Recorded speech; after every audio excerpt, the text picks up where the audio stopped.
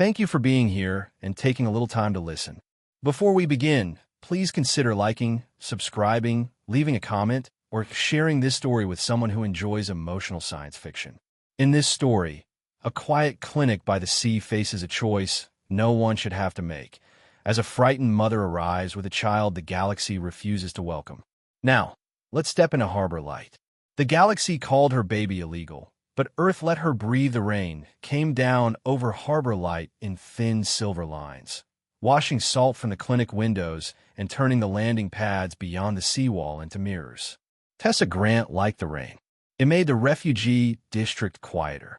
It softened the engine noise from the medical shuttles. It kept the crowds close to the covered walkways, where the lamps were warm and the security scanners could read everyone clearly. On calm nights, Harbor Light Clinic almost sounded like an ordinary hospital on Earth. Shoes moved across clean floors. A baby cried down the hall. A nurse called for more blankets. Someone's tired father asked if the fever had broken yet. Then the doors opened, and the galaxy came in bleeding. Tessa was at Station 3, tightening a pressure wrap around the arm of a young Mallory boy who had burned himself on a broken heat coil in the refugee dorms. His mother stood behind him, all four hands pressed together under her chin. The boy was trying not to cry because he had seen older children do it. Tessa had seen that kind of courage before. It was the kind children learn too young. "You're doing fine," she told him, keeping her voice steady. "The wrap looks bigger than the injury. That means we are winning." The boy blinked at her, then nodded as if this were a military truth. Across the room, a monitor began a sharp double tone. A nurse named Samir looked up from the intake desk. "Bay 5 is spiking again," he said. "Cool mist first," Tessa said. "Then call me if the breathing changes." At the far end of the ward, an old woman from the outer colonies tried to stand without help. Tessa pointed two fingers at her, without even looking away from the wrap. "Mrs. Adair, sit down before you make me walk over." "There." The old woman sat back down with a guilty smile. That was Harbor Light on most nights. Not peaceful, not easy, but held together. The clinic had been built on the western edge of an Earth harbor, where the ocean met the refugee ships and the old fishing piers had been turned into landing arms. It was not the largest medical center on Earth. It was not the richest. It had old human equipment beside newer galactic machines, spare parts in drawers labeled by hand, and staff who knew how to make 3 bags of medicine last like 5. But it had doors that opened. That was why people came. Tessa finished the boy's wrap and gave him a clean cloth sling. No climbing for 3 days. The boy's eyes widened. Three, she said. "And if you try 2.5, your mother gets to tell me." His mother made a low clicking sound that Tessa had learned meant gratitude and exhaustion at the same time. The front doors exploded inward. Not literally. The safety glass held. The doors slid open with their usual soft hydraulic sound. But every head turned as if something had struck the room. 2 human volunteers came in first, soaked from the rain, half carrying a woman between them. She was taller than either of them, thin as a reed, wrapped in a torn gray cloak. Silver blood marked the fabric at her side. Her skin had the faint blue sheen of an Orin, and pale ridges ran from her temples down along her throat like delicate bone beneath glass. She was pregnant, very pregnant. Her hands were locked around the heavy curve of her belly. Her knees buckled just inside the door. One of the volunteers shouted for a stretcher. The woman's breath came in short, broken sounds. Her eyes found Tessa across the ward, and whatever language she had been using before fell apart. "Please," she said in English, each word scraped raw. "Let my baby breathe." For 1 second, the clinic went still. Then Tessa moved. "Samir, baked 2 now. Lila, clear the south hall. I need warm fluids, neonatal kit, wide scan, and a blood stabilizer pack if we still have one. Move." Her voice changed the air. People who had been staring remembered their hands, their jobs, their training. A stretcher rolled forward. The volunteers lifted the woman onto it as gently as they could. She cried out and turned on her side, one hand reaching for Tessa with desperate strength. "Do not send me back," she said. "Please. No one is sending you anywhere while you're bleeding on my floor," Tessa said. "Look at me. What is your name?" The woman swallowed. "Mira. Mira Vadi." Tessa Grant. I am a midwife and emergency medic. You are at Harbor Light Clinic on Earth. I'm going to help you. How far along are you? Mira shook her head, confused by the human measure. Early. Too early. He said we had more time. Who said? My child's father. Her face twisted. He is gone. Tessa did not ask more. Not then. They rolled into Bay 2. Tessa cut away the wet cloak, exposing a blood-soaked wrap around Myra's ribs and the tight, unnatural rhythm of her abdomen. The fetal monitor took 3 long seconds to find a signal. Then a thin heartbeat filled the room. Too fast, then too slow. Baby is dressed, Tessa said. Mira, I need you to breathe with me. In, out, again. Mira tried. Pain broke the rhythm. Lila, a tall nurse with hair braided tight against her head, ran the first scan. Her eyes flicked toward Tessa. Orrin, physiology. Preterm labor. Blood pressure falling. Placental separation beginning, maybe partial. Stabilizer. 1 pack in cold storage. Get it. Mira grabbed Tessa's wrist. Her fingers were cold and stronger than they looked. They will come. Boo! Before Mira could answer, the windows facing the landing pads flashed white. Once. Twice. Shuttle lights. Samir's voice came through the wall speaker from reception. Tessa, we have 2 diplomatic craft landing outside. No medical call signs. Armed escorts. Mira closed her eyes. A tear slipped sideways into her hair. They found me. Tessa looked from the monitor to the rain-bright window. 2 sleek ships were settling beyond the seawall. One carried the pale gold marks of the Orn Directorate. The other was dark green and black, Kelran military diplomatic colors. Tessa had seen both flags in war zones, always on opposite sides of a line someone else had drawn. She looked back at Myra's belly. Orn mother. Kelran father. Now she understood why the woman had not asked to be saved. She had asked for the baby to breathe. Lock the south corridor, Tessa said. Lila stopped. Tessa, do it. Samir's voice came again, lower this time. They're demanding access. Both parties claim legal custody. Of a patient, of a mother, and unborn child. Tessa placed both hands on the edge of the bed. Tell them Harbor Light does not release unstable patients during active labor. They say the child is classified under the separation mandate. The room changed. Not loud, not visible, but every person in it understood what that meant. Mira turned her face away. Tessa had heard of the mandate. Everyone who worked refugee medicine had. After the Orrin and Kelran wars, the Galactic Council had allowed a law that barred the 2 species from producing children together.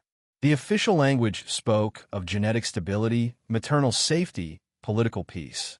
The unofficial language was uglier. Forbidden blood, illegal children, violations erased before birth. Tessa had never seen the law arrive in a storm at her own door.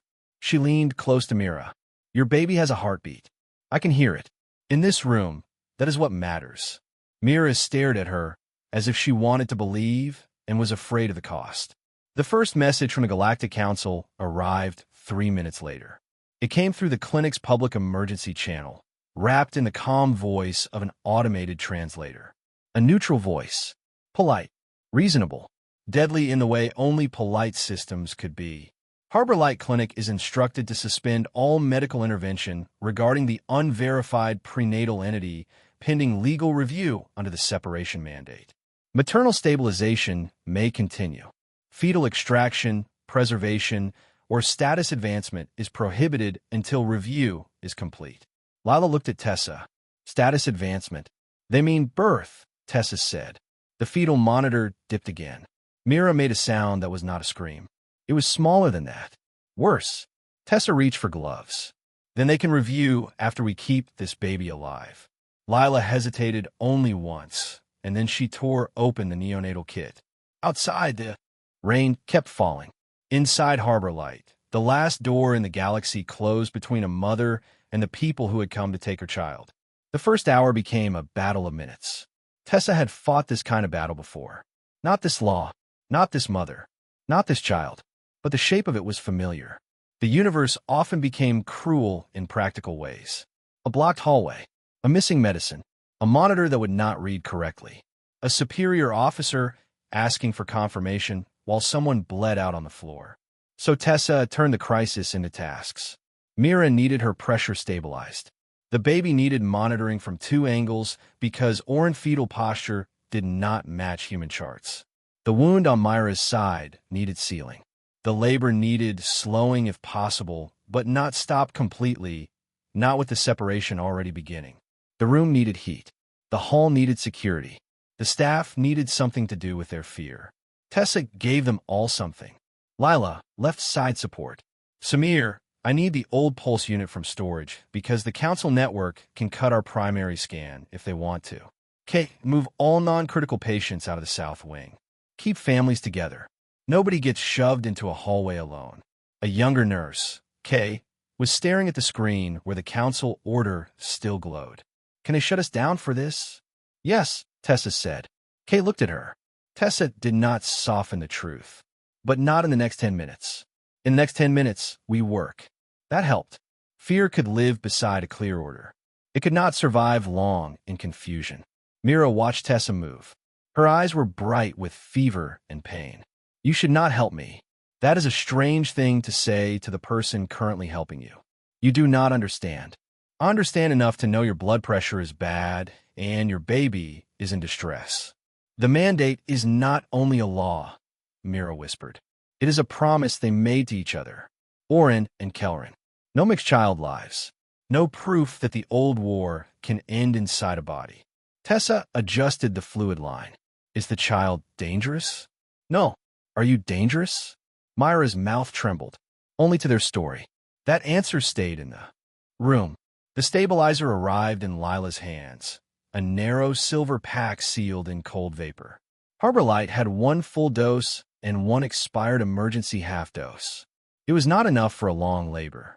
It might be enough to keep Mira alive through the next stage if nothing else went wrong. Things always went wrong. At reception, voices rose.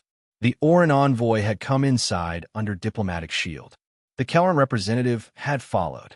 They refused to stand near one another, which meant they blocked both sides of the lobby. Samir routed their voices into Tessa's earpiece so she could hear without leaving the bay. The Orin envoy spoke first. His English was perfect, soft, and empty. The woman known as Mira Vale is a registered Orin citizen under emergency retrieval order. She is medically unstable. We will move her to an authorized facility. The Kelrin representative cut in. The pregnancy falls under prohibited cross-lineage status. The fetus must not be advanced to independent viability. Fetus. Status. Advanced.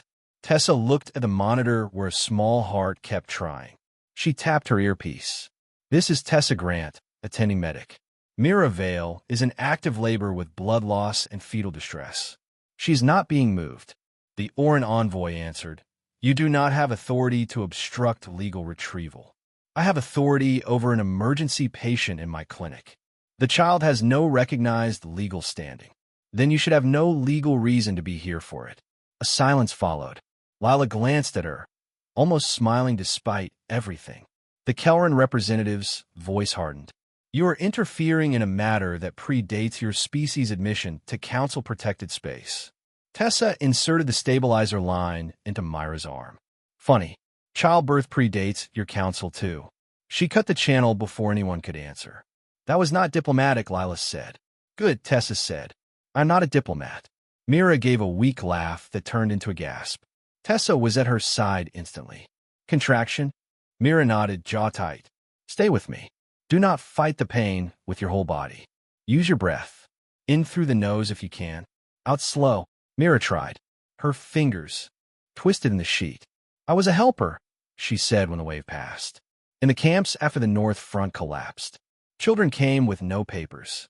Orin, Kelrin, some neither side wanted to name. Ren brought food through shell roads. Ren, is the father? Yes. Tessa, check the monitor. Tell me only if talking helps. It helps me remember he was real. So Tessa let her talk. Ren Cole had been Kelrin, but not the kind Mira had been taught to hate as a child. He had wide hands, she said, and a quiet way of carrying sleeping children as if the whole war might wake them if he stepped wrong. He ran medical supplies between camp zones that officially did not exist. He did not ask which flag a child belonged to before handing over antibiotics. That is how it began, Mira said. Not with romance. With blankets.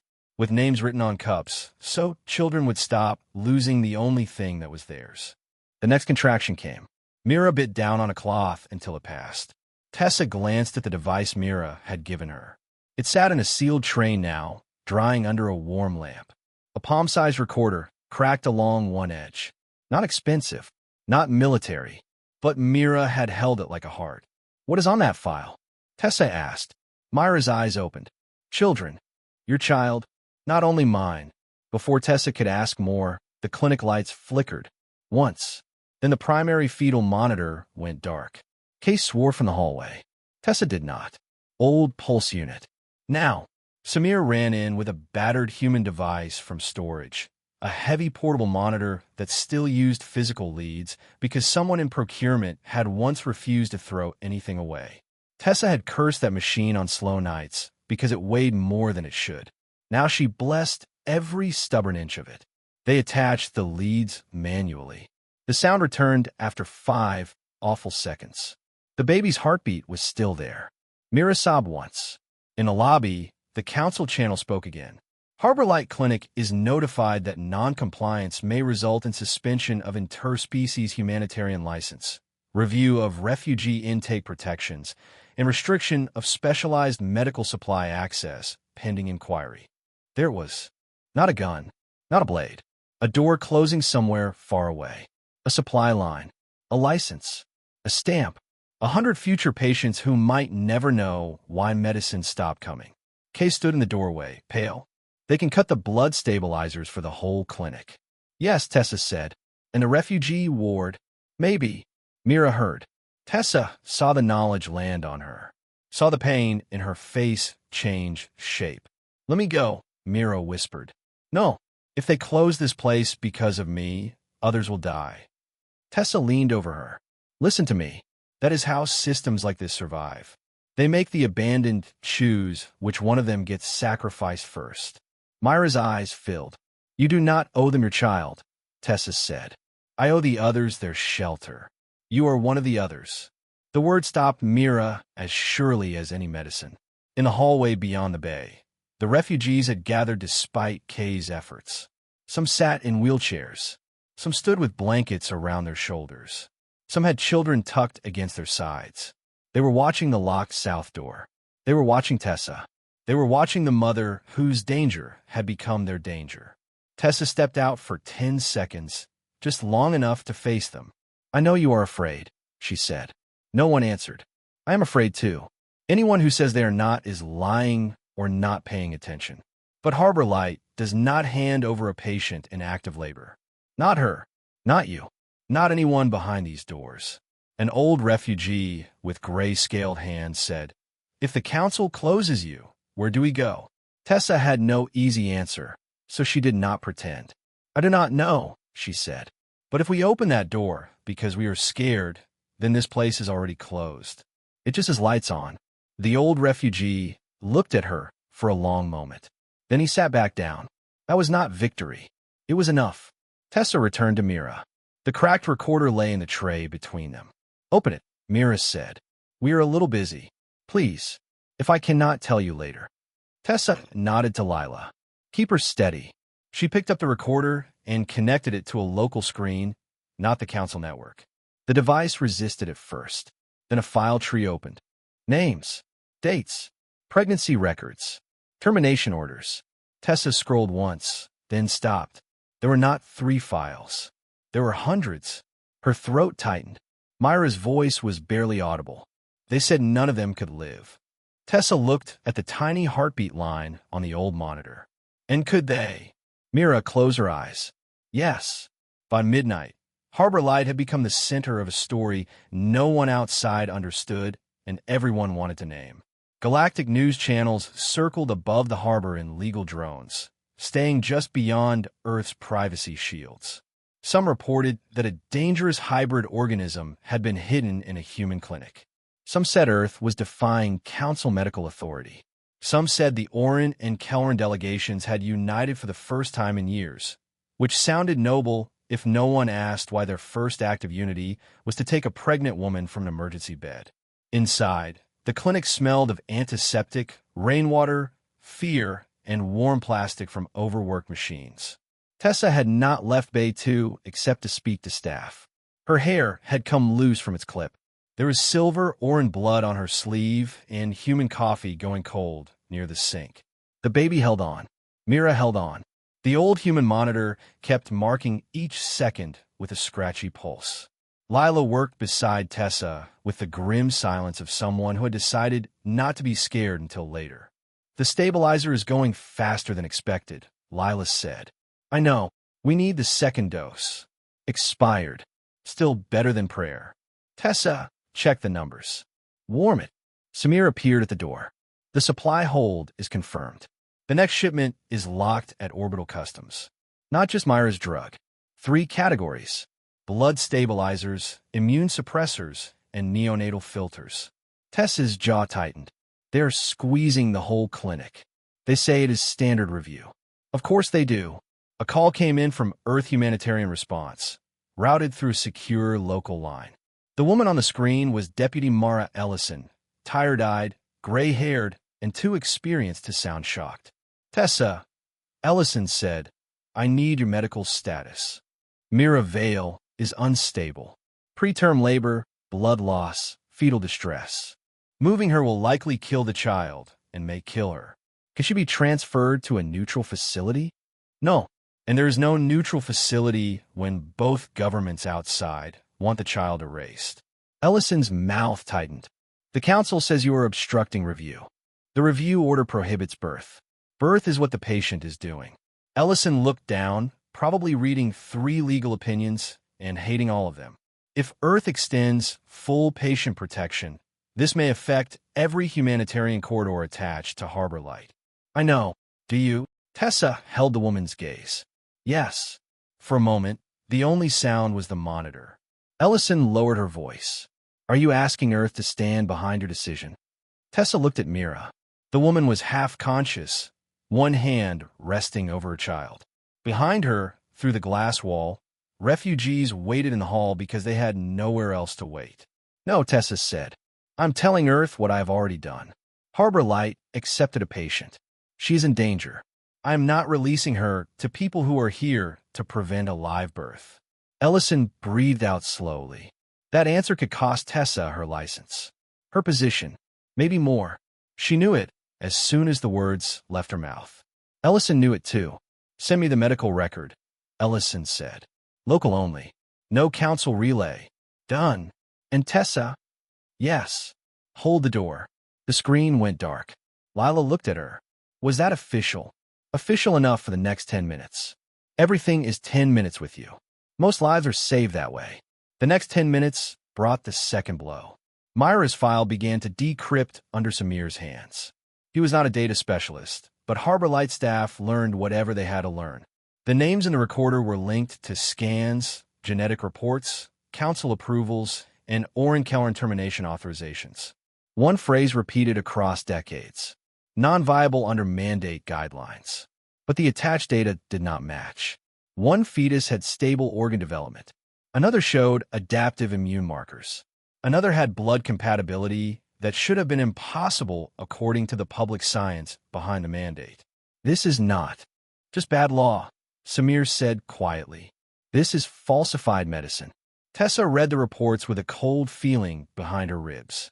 The separation mandate had not merely prevented future children. It had rewritten the dead. It had told mothers their babies could not survive, then made sure they never did. Mira watched their faces. Ren found the archive. Ow! He was assigned to transport sealed medical waste from a review facility. He saw names on the containers. Not codes. Names. Mothers had named them before they were taken. Her voice broke, but she forced it steady. He started copying records. "I told him to stop. I was afraid. Then I became pregnant, and the doctor who scammed me cried. She said my child was healthy. Then she told me to run." Tessa felt the room narrow around that truth. The baby kicked weakly beneath Tessa's hand. Healthy once did not mean safe now. Not after the flight. Not after blood loss. Not after fear had driven Mira across half the galaxy. A sharp sound came from the lobby. Metal against metal. Kay's voice burst through the comm. Tessa, they're trying to bring in a council enforcement seal. They say it gives them access to restricted medical areas. Earth jurisdiction? Contested. Of course it was. Tessa checked Myra's dilation, then the baby's position. Her face gave nothing away, but inside she measured the narrowing road ahead. They might not be able to slow labor much longer. The baby was coming early whether the law allowed it or not. Mira, she said, I need to know what you want if the risk rises. Myra's eyes focused slowly. For my daughter to live. Daughter. It was the first time she had said it. Tessa nodded. If saving both of you becomes difficult, I still fight for both. But I need you with me. I am here. You may need to push before your body is ready. I know. It will hurt. I know. You can still say no to anything I do. You're not a case file here. Mira stared at her. A long, wounded stare. No one has said that to me since they found out, she whispered. Tessa placed Myra's hand over the bed rail. Then hear it now. A noise rose in the hallway. Not angry. Afraid. Tessa stepped out again. Ugh. Refugee patients had seen the enforcement seal. They had seen the two delegations. They had heard enough from the news feeds to understand that Harbor Light itself was becoming a bargaining chip. A young refugee father spoke first, a child asleep against his chest. They're saying medicine will stop coming. Another voice said, my mother needs the filters. My son too. If they close intake, my sister's ship has nowhere to land. Fear spread like spilled water. Not because they were cruel, because they had survived enough to know mercy could be rationed. Then Myra's voice came from behind Tessa. Let me speak. Tessa turned. Mira had pushed herself up against Lila's protest, pale and shaking, one hand pressed hard to her belly. No, Tessa said. You should not be standing. I'm not standing. Mira managed the smallest ghost of a smile. I am leaning. Tessa almost refused. Then she saw Myra's eyes. This was not panic. This was choice. So Tessa and Lila supported her to the doorway of Bay 2, where the refugees could see her. Mira held the doorframe. Every breath hurt, but she lifted her head. I am sorry, she said. No one spoke. I did not come to take your shelter. I came because I believe this was the one place left that would not take my child. She swallowed. If my being here closes this clinic, I will carry that grief. But if I walk out, they will not stop with me. They will learn the door can be opened by fear. The young father looked down. Myra's voice trembled, but did not fail. I do not ask you to suffer for my daughter.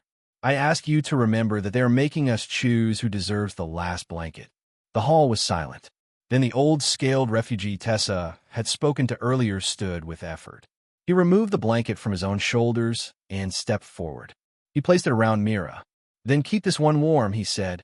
No one cheered. It was not that kind of moment. But something changed. Harbor Light did not become fearless. Fear stayed. It always did. But it no longer belonged only to the powerful. Tessa guided Mira back to bed. That was reckless. Yes, Mira said, exhausted. Was it useful? Unfortunately. Mira closed her eyes. Then I learned from humans. Tessa almost laughed. Then the monitor dipped again, hard and sudden. The baby's heartbeat fell. Lila moved first. Tessa was already beside her. Position change, Tessa said. Oxygen. Manual support. Now. Mira gasped. What is happening? She does not like the pressure. Tessa said, calm because calm was a tool. We are helping her. Outside, the enforcement seal flashed against the south corridor door. Inside, the baby fought for each beat. The council order changed at 1:17 in the morning. It was no longer a request to suspend. It was a directive to halt any action that would result in independent life status for the unborn child of Mira Vale until emergency review concluded. Independent life status. A child turned into a phrase long enough to bury. At the same time, the Oran envoy filed a claim that Mira was mentally unfit due to labor distress. The Kelran representative filed a biological hazard motion. Both claims were false in different ways, but falsehood did not have to win forever. It only had to win for the next few minutes. Tessa stood over the bed, while Lila read the directive aloud. "Stop," Mira said. Lila stopped reading. Myra's face shone with sweat. Her lips had gone pale.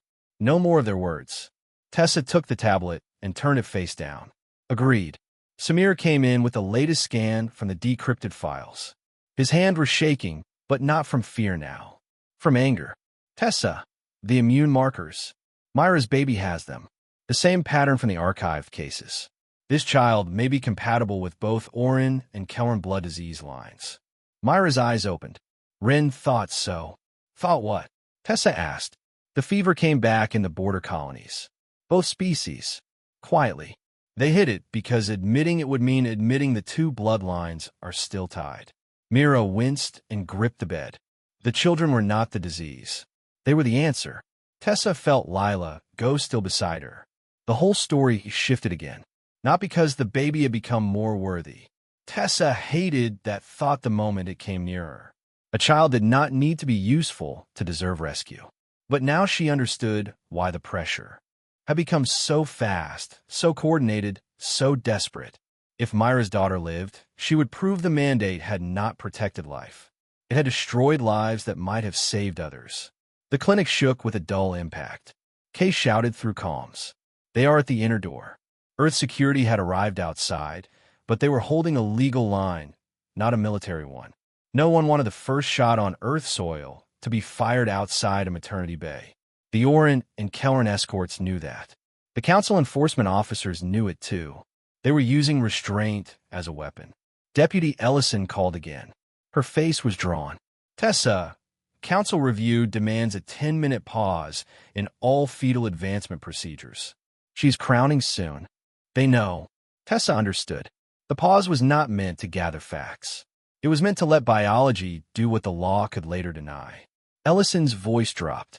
"I have authorization to extend Earth patient protection, but it may not hold if they classify the child as a prohibited biological event before birth. Then we do not let them do it before birth." "Tessa." "Deputy, with respect, I am out of time for careful language." Ellison closed her eyes for half a second. "What do you need?" "Keep them out of my room." "We are trying." "Try harder." She ended the call. Myra's contraction hit like a wave breaking over bone. She cried out, then clamped her teeth down so hard Tessa feared she would hurt herself. "Do not swallow the pain," Tessa said. "Push it through your breath." "I cannot." "You can. Not because it is fair. Because she needs you." Mira sobbed. "I'm so tired." "I know. I cannot lose her."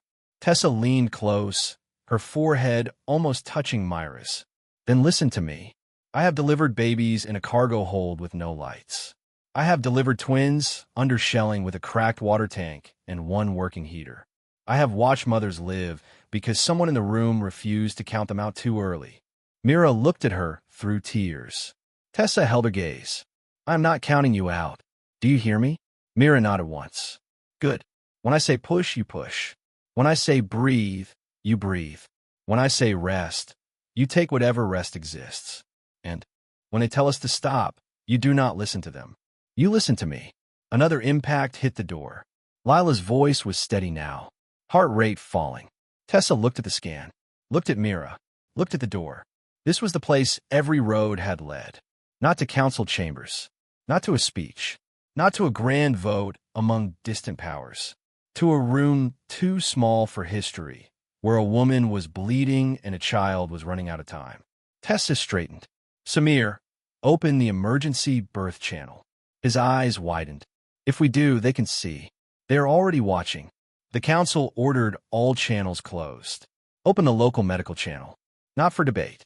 For record." He nodded and ran. "Lila, neonatal team ready." "Ready." "Kay, lock the inner door manually." Kay answered from the hall. "Already doing it." "Tessa," Lila said softly. The baby's heart dipped again. Tessa put on fresh gloves. The council voice came through the room speaker, calm as snow. "Harbor Light Clinic is ordered to cease all actions advancing the prohibited prenatal entity to independent status. Non-compliance will be recorded as willful obstruction." Tessa did not look at the speaker. She looked at Mira.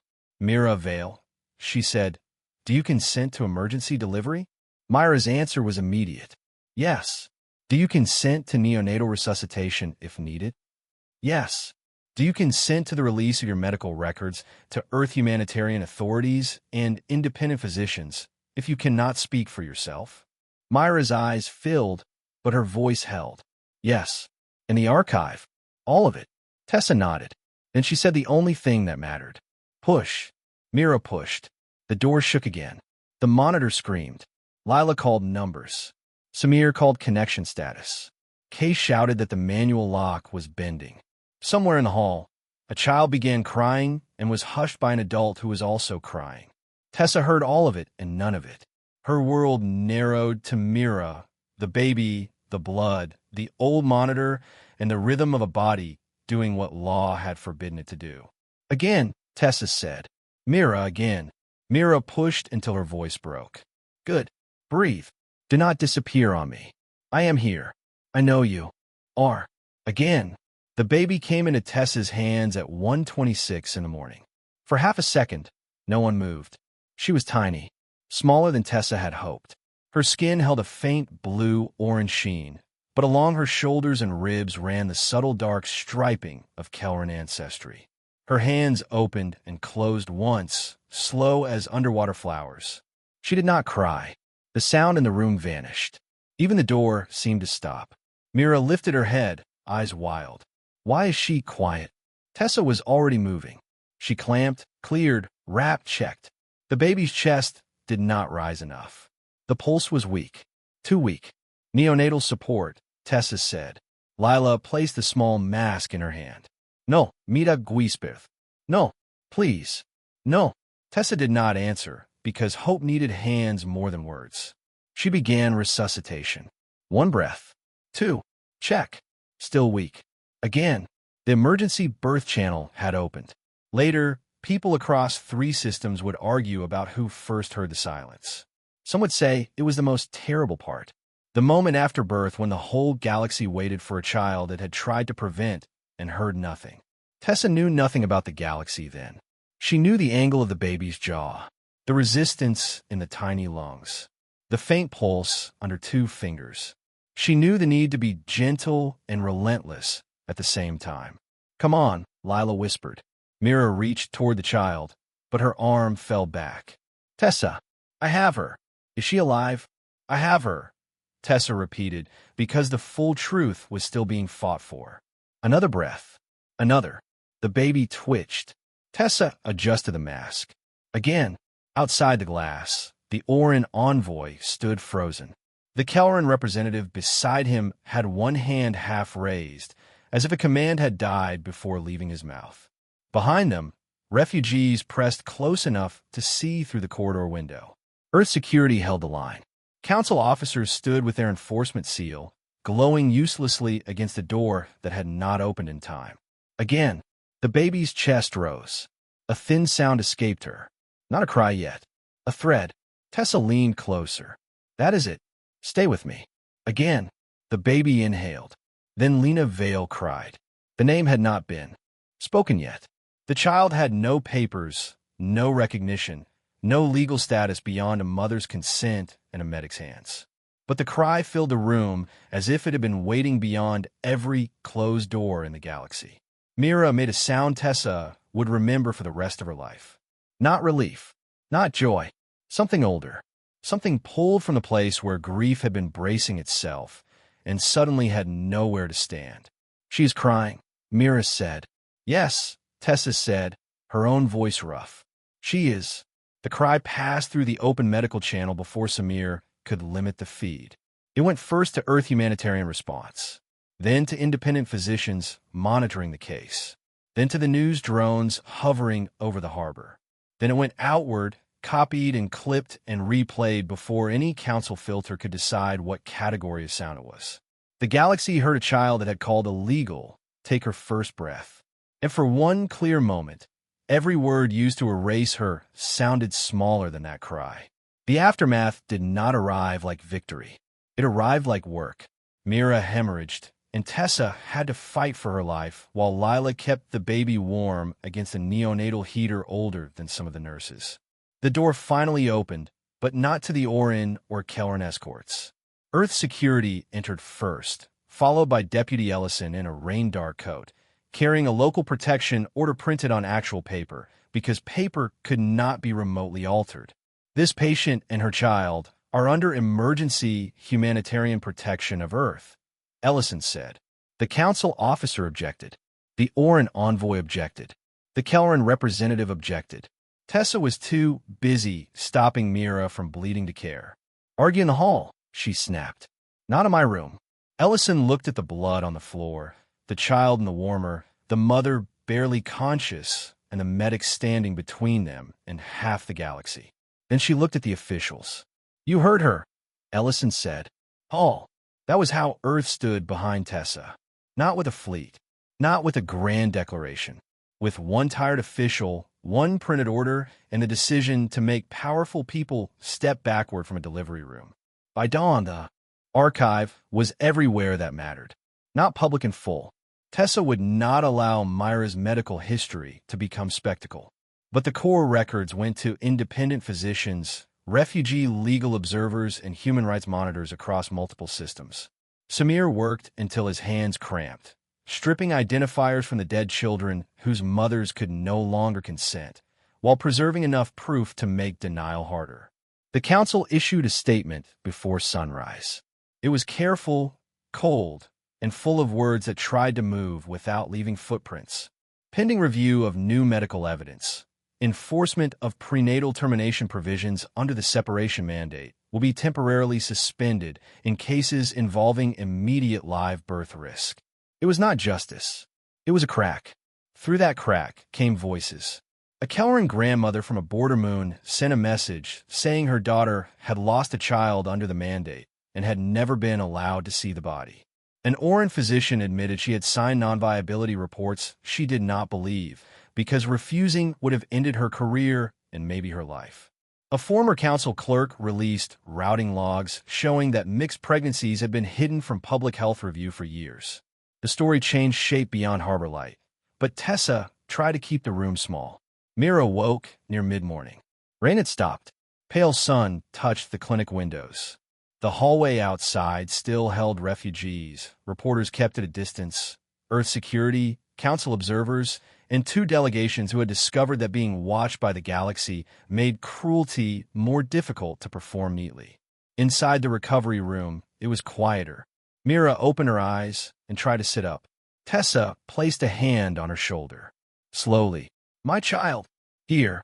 Lila lifted the baby, wrapped in a soft white blanket with a tiny blue cap that had been meant for a human newborn, but fit well enough. Myra's hands shook as she took her daughter. For a moment, she only stared. She is so small, Mira whispered. Small is not the same as weak, Tessa said. Mira smiled through tears. You say everything like an order. Occupational habit. The baby moved against Myra's chest. One small hand opened. Mira touched the fingers as if asking permission from a universe. Ren wanted to name her if she lived, Mira said. He said a name should be easy for a frightened child to say. Tessa waited. He liked Earth names. He said they sounded like things that could grow in soil. Mira looked down at her daughter. Lena, if she can have it. She can, Tessa said. Mira closed her eyes. Lena Vali. Outside the room, Deputy Ellison spoke with council officers.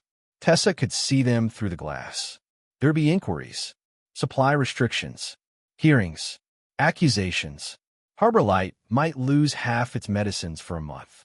Tessa might lose her interspecies license. Earth might lose corridors that had taken years to negotiate. None of that vanished because a baby cried.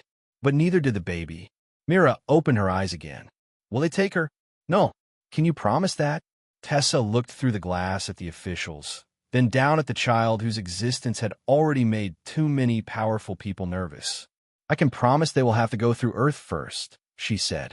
And me before that. Mira studied her. Why? It was not suspicion. It was the honest confusion of someone who had been priced all her life and could not understand being protected without a bill attached. Tessa thought of every answer that would sound noble and useless. Because it is right. Because Earth is different. Because no child should need permission to breathe. All true. None enough. So she gave the answer she trusted. Because you came through our door. Mira looked away, holding Lena closer. That is all. That is enough. That afternoon, a message arrived from an unknown Orrin account. It contained no greeting, no signature, only an image of a small wooden box filled with folded cloth. Tessa almost deleted it as noise until Samir enlarged the attached note. The box had belonged to a mother who had lost a child under the mandate 12 years earlier. She had kept the blanket because no body had been returned. Tell Mira, the note said, that I heard her daughter. For the first time in 12 years, I believe my son was real. Tessa read the line. Twice. Then she carried the message to Mira, not because Mira needed more weight on her wounded heart, but because truth belonged with the living. Mira held Lena while Tessa read it aloud. She wept silently, not for herself alone, but for a child she had never met, and for all the names hidden in the recorder. Then Lena must live loudly, Mira whispered. Tessa looked at the sleeping baby. First, she should live quietly for a while. Mira managed a tired smile. A human answer. A medical one. Both, Mira said. Later, when the first transport of new refugees arrived under the same gray morning sky, Harbor Light almost did not open intake. Not because Tessa wanted to close it, because the pharmacy shelves were already being audited, because the council observers had not left, because every new patient meant another possible point of pressure. Then the old scaled refugee from the night before walked to the front doors before any staff member could decide. He still did not have his blanket. He stood in the lobby with his cane in one hand and pressed the door release with the other. The doors opened. A family stepped inside. Then another. A child with fever. A man with a bandaged eye. A pregnant woman from a mining moon who froze when she saw the armed observers near the wall. Tessa crossed the lobby and stood where the woman could see her. Welcome to Harbor Light, she said. You are safe enough to be seen. Safe enough. Not perfectly safe. Not free from consequence. Not beyond a reach of politics, law, fear, or cruelty. Safe enough to be treated before being judged. Safe enough to sit down. Safe enough to breathe. In the recovery room, Mira slept with Lena against her chest. A monitor marked the baby's heartbeat in soft, steady tones. Not fast now. Not fading. Steady.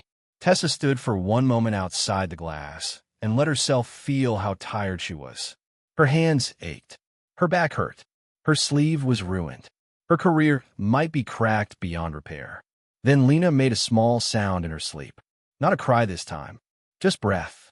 Tessa touched the glass once, lightly, and turned back toward the ward. There were patients waiting. There were always patients waiting.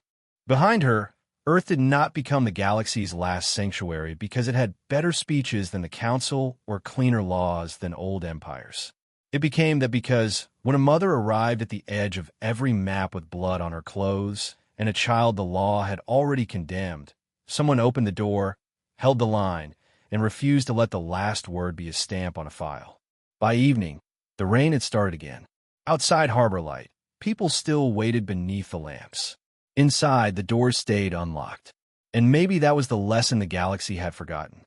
Before a life becomes a law, a symbol, a problem, or a threat, it is simply a life, a breath, a heartbeat, a child reaching for the world before the world has decided whether to welcome her. Tessa Grant did not save Lena because it was safe. Earth did not keep that door open because the cost was small. They did it because somewhere in the dark, when every powerful voice said no, someone still had to say, you are allowed to live. And that is why, in a galaxy full of closed doors, Earth became the last sanctuary. Thank you so much for listening to this story. If it moved you, please give the video a like, share it with someone who enjoys emotional science fiction, and subscribe to the channel for more stories about humanity standing up when no one else will. And as always, I would love to hear your thoughts in the comments. Until the next story, take care of yourself, and remember this. Sometimes the smallest cry in the universe is the one that finally wakes every star.